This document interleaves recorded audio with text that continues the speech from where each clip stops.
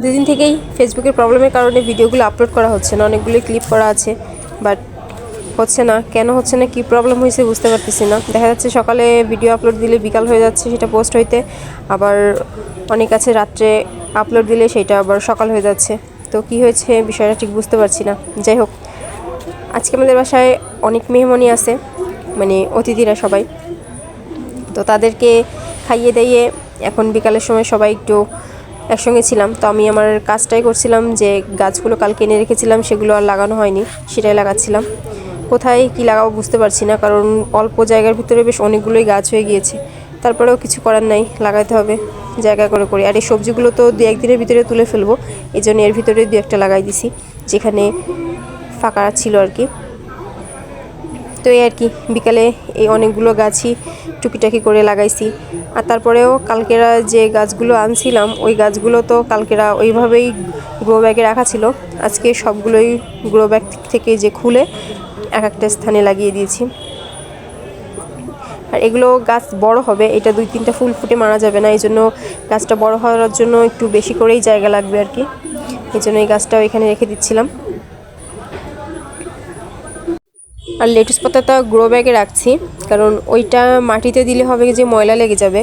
আর পাতাগুলো ওইখানেও যতটা বড় হবে মাটিতেও ঠিক একইভাবে বড় হবে। তো গ্রো ব্যাগে রাখলেও প্রবলেম নাই, আমি নার্সারি থেকে শুনেই আসছিলাম।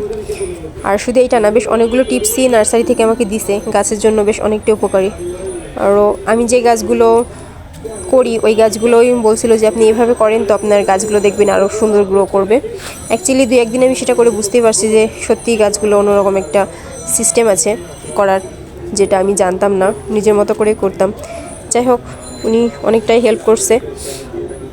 আর এদিকে এই যে আমার নয়নতারা গাছ এই নিয়ে 3টা হইলো অলরেডি। একটা pink colour, light pink, white ছিল, আর এইটা হচ্ছে পুরো ডিপ পিঙ্ক। তো এখান থেকে 2টা নিয়ে আজকে পূজাও দিছি।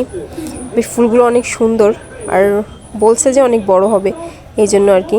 আর এখানে 2-3টা মরিচ গাছ, তো এটা একটু বড় হইলে তারপরে নিচে লাগাবো, এই জন্য টবে আপাতত লাগাই রাখতেছি।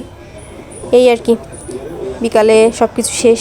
এতক্ষণ বসে আমরা আড্ডাই দিচ্ছিলাম, তারপরে ভাবলাম যে আমার কাজগুলো করি। তো চা খেলাম, তারপরে এই কাজগুলো করতে আসছি। বেশ সন্ধ্যার আগে আগেই অন্ধকার হয়ে আসছিল, সেই টাইমেই এগুলোর কথা মনে ছিল না। তারপরে মনে পড়লো যে কাজগুলো করা হয়নি, সেজন্যই তাড়াতাড়ি করে নিচ্ছিলাম।